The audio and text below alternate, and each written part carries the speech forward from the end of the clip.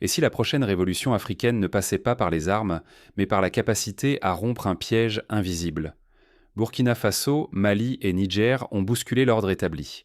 En expulsant les troupes françaises, ils n'ont pas seulement défié Paris, mais aussi tout l'édifice de domination qui perdure depuis l'indépendance. Pourtant, leur audace ne les a pas libérés du jour au lendemain. À l'ombre de leur victoire, une autre menace s'est resserrée. L'encerclement méthodique et discret. Bases militaires étrangères, alliances régionales redessinées, pression économique et guerre médiatique. L'Occident tisse autour du Sahel un filet sophistiqué. La France s'est retirée du cœur, mais ses partenaires multiplient les points d'appui tout autour. Du Ghana à la Côte d'Ivoire, du Bénin au Sénégal. Un arc de présence étrangère verrouille l'horizon des trois États rebelles. Ce n'est plus une invasion, c'est un étau. L'enjeu dépasse largement Ouagadougou, Bamako ou Niamey. Ce bras de fer est devenu le laboratoire de l'indépendance africaine. Car si le cercle se referme et que le Sahel échoue, la domination étrangère sera renforcée et l'espoir d'une Afrique vraiment souveraine s'éteindra pour une génération entière. Mais si cette alliance brise l'encerclement, l'onde de choc pourrait ébranler chaque capitale qui a tracé, hier, des frontières coloniales à la règle et au compas. C'est la souveraineté même du continent qui se joue, bien au-delà des mots ou des drapeaux. Le monde regarde. Cette lutte silencieuse pourrait redéfinir l'ordre mondial, l'accès aux ressources stratégiques et l'image même de l'Afrique sur la scène internationale. Mais comment ce piège a-t-il été tissé aussi habilement? Pour comprendre la portée de ce bras de fer, il faut revenir en arrière et décrypter la stratégie du cercle invisible. Pour mesurer la véritable ampleur de ce piège, il faut remonter à l'origine de l'encerclement et comprendre comment la France et ses alliés ont su transformer leur présence en une force d'endiguement invisible. Le vrai pouvoir ne se voit pas, il se tisse dans l'ombre des frontières. Depuis plus de 6 décennies, la France a façonné son influence au Sahel, par une présence militaire continue, combinée à des accords économiques profondément déséquilibrés. Les bases françaises installées au Tchad, en Côte d'Ivoire ou au Sénégal n'étaient pas de simples avant-postes. Elles servaient de réseau de surveillance, mais surtout de levier pour contrôler les décisions politiques et les richesses de toute la région. Dans cet espace verrouillé, chaque mouvement stratégique devait passer par Paris. Jamais le Sahel n'a pu réellement desserrer cet étau, car la sécurité, la monnaie, voire le choix des partenaires internationaux étaient conditionnés par l'ancienne métropole.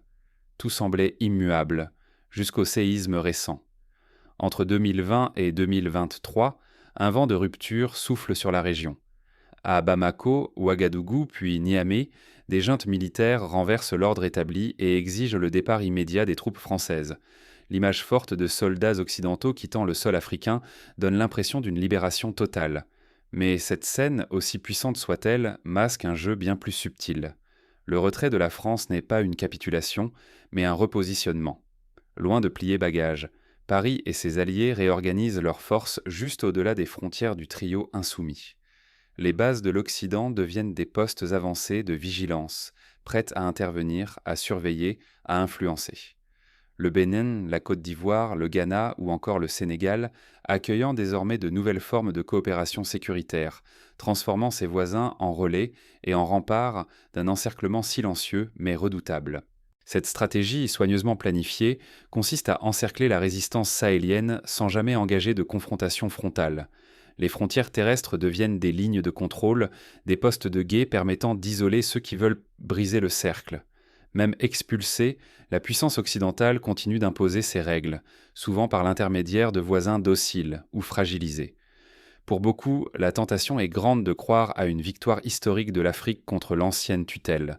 Mais ignorer l'histoire, c'est s'exposer à répéter les mêmes erreurs. Là où les chaînes visibles tombent, d'autres, invisibles, se resserrent autour d'une souveraineté qui reste à conquérir. La vraie bataille ne se voit pas dans le départ des soldats. Elle se joue désormais sur le terrain économique, politique et dans la guerre de l'information. Les enjeux grandissent, la pression change de forme, et l'avenir du Sahel dépendra de la capacité de ces peuples à lire, puis à déjouer ce nouvel encerclement. Mais si la pression militaire se fait invisible, la guerre économique et politique, elle, s'intensifie. Et si le vrai siège commençait quand les caméras s'éteignent et que les sanctions tombent, à l'abri des projecteurs, une guerre silencieuse s'installe autour du Burkina Faso, du Mali et du Niger. Ce n'est plus une question de chars ou de troupes, mais de leviers invisibles qui étranglent lentement l'autonomie de toute une région. Première lame de fond, le blocage des avoirs nationaux. Les comptes de ces États, gelés dans les grandes capitales occidentales, deviennent inaccessibles. Les flux d'aide au développement, autrefois vitaux, sont suspendus sans préavis. Pire encore, l'exclusion progressive de ces pays des circuits financiers mondiaux rend presque impossible tout investissement ou commerce international. À côté de cette asphyxie économique, il y a l'isolement diplomatique. Les gouvernements sahéliens sont désormais dépeints comme illégitimes, leurs représentants écartés des grandes réunions internationales. Les ambassades se vident, les invitations disparaissent, et dans les médias mondiaux, le récit dominant les présente comme des parias politiques, incapables d'assurer la stabilité ou le progrès. Mais la toile ne s'arrête pas là. Elle est aussi militaire et sécuritaire. Autour du Sahel, les alliances occidentales tissent un réseau sophistiqué de bases, de centres d'écoute et de forces à déploiement rapide. Côte d'Ivoire, Bénin, Ghana, autant de points d'ancrage pour une surveillance constante. L'encerclement militaire n'est pas frontal, il est omniprésent, capable de réagir en quelques heures à tout mouvement jugé menaçant. Loin d'une guerre ouverte, l'encerclement se vit comme une asphyxie graduelle. Chaque nouvelle sanction, chaque retrait diplomatique, chaque reportage hostile vient resserrer la corde. Les sanctions potentielles de la CEDEAO, les pressions de l'ONU, les campagnes médiatiques orchestrées, tout cela vise à épuiser la résistance et à rendre le coût de la souveraineté insupportable. Dans cette bataille invisible, le risque est immense. Perdre, c'est céder le contrôle des ressources minières, des politiques nationales, et donc de l'avenir même du pays. C'est accepter de redevenir un pion sur un échiquier où d'autres décident des règles. Mais la question demeure, jusqu'où cette stratégie d'étouffement peut-elle aller avant de provoquer l'effet inverse ? Le vrai combat s'engage maintenant, non plus pour survivre, mais pour inventer une riposte collective et briser le cercle. Face à cette pression sans précédent, les États du Sahel n'ont pas l'intention de se résigner. Ils cherchent à s'unir et à diversifier leurs partenariats pour changer le cours du jeu. Quand on ferme la porte, deux autres s'ouvrent, mais à quel prix ? Face à un encerclement militaire et économique sans précédent, les dirigeants du Burkina Faso, du Mali et du Niger ont décidé de ne pas attendre l'étouffement. Ils ont choisi la riposte en ouvrant leurs portes à de nouveaux partenaires stratégiques, prêts à combler le vide laissé par le départ de l'Occident. La Russie, forte de sa réputation de puissance militaire hors pair, s'est rapidement imposée comme un allié de choix. Sur le terrain, ce sont aujourd'hui des instructeurs russes qui dispensent la formation militaire, supervisent la modernisation des armements et déploient leurs propres forces spéciales.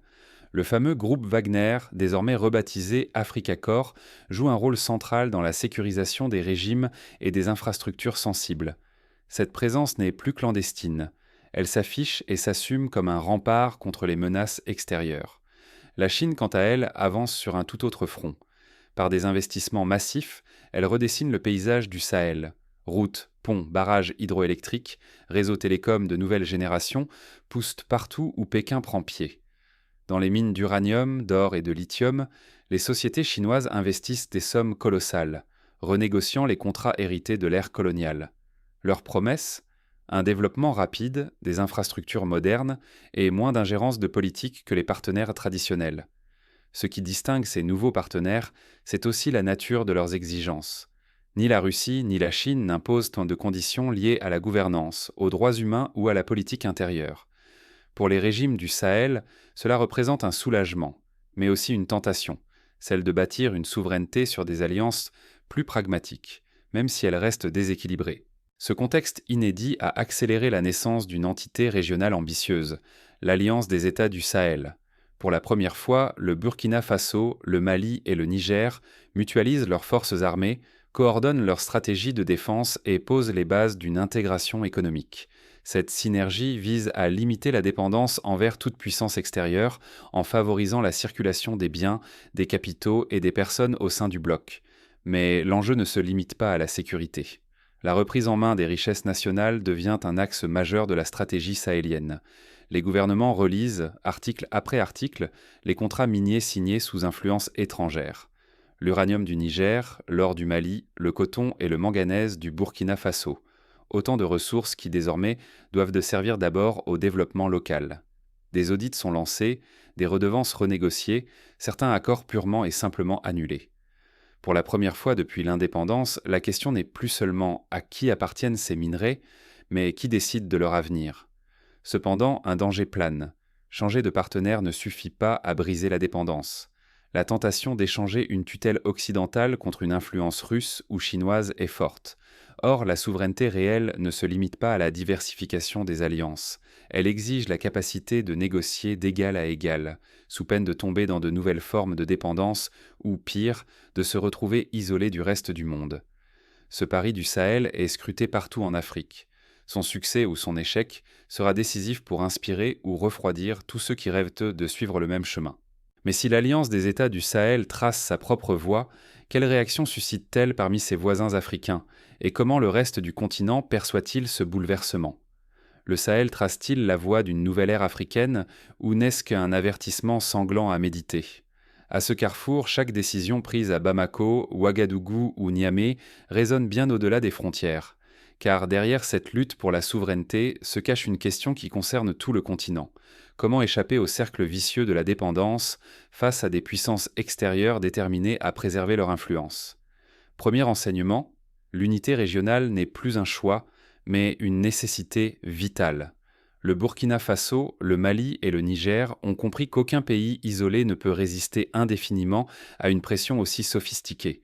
Leur alliance, même fragile, renforce leur poids face aux manœuvres des grandes puissances et inspire d'autres États à repenser les formes d'intégration régionale. Mais l'enjeu ne se limite pas à la sécurité militaire. Maîtriser l'économie, du contrôle des mines à la gestion des flux financiers, devient aussi stratégique que sécuriser les frontières. L'information, trop souvent contrôlée de l'extérieur, doit être récupérée. Bâtir des médias nationaux crédibles, raconter son histoire, casser la dépendance narrative. Sans cette reconquête de la communication, la souveraineté reste partielle. Au cœur de cette transformation, les jeunes générations s'affirment comme des acteurs clés. Ce sont elles qui propagent un nouveau récit panafricain sur les réseaux sociaux, qui refusent les compromis hérités de la colonisation et qui portent l'exigence de dignité et d'autodétermination. Leur mobilisation peut faire basculer l'opinion, à l'intérieur comme à l'extérieur, et forcer les dirigeants à tenir la ligne. Cependant, les risques sont immenses. Instabilité politique, représailles économiques, tentatives de déstabilisation interne orchestrées depuis les marges. Chaque avancée s'accompagne d'un prix. Les sanctions, les coupures d'aide et l'isolement diplomatique peuvent fragiliser ces États et tester la résilience de la société. Si le Sahel s'effondre malgré ses efforts, la vieille thèse du nécessaire tuteur occidental sera renforcée, rendant le rêve d'indépendance véritablement inaccessible pour une génération entière. Mais chaque crise porte aussi en elle des opportunités. L'exemple du Sahel pourrait inspirer d'autres États africains à oser rompre avec les modèles imposés, à chercher de nouveaux partenariats et à bâtir des formes originales de développement adaptées à leur réalité. Une réussite, même partielle, ouvrirait une brèche historique dans le système post-colonial et obligerait le monde à prendre au sérieux l'aspiration africaine à l'autodétermination. Finalement, c'est une bataille qui se joue à plusieurs niveaux, sur le terrain, dans les esprits et sur la scène diplomatique. Le Sahel tente de prouver que l'Afrique peut s'autodéterminer, sans permission, malgré l'encerclement. Mais la question n'a jamais été aussi cruciale. Cette expérience peut-elle résister aux tempêtes qui s'annoncent ou sera-t-elle écrasée avant d'avoir porté ses fruits? Nous avons vu les enjeux et les risques, mais ce bras de fer ne se joue pas seulement sur le terrain géopolitique. Dans le prochain chapitre, plongeons au cœur des dynamiques internes et découvrons comment la société civile, l'économie locale et la culture façonnent la résistance ou la fragilité du nouveau Sahel. L'histoire s'écrit en ce moment, et chacun de nous en est témoin. Ce qui se passe au Sahel n'est pas qu'une querelle régionale ou un simple bras de fer avec l'Occident.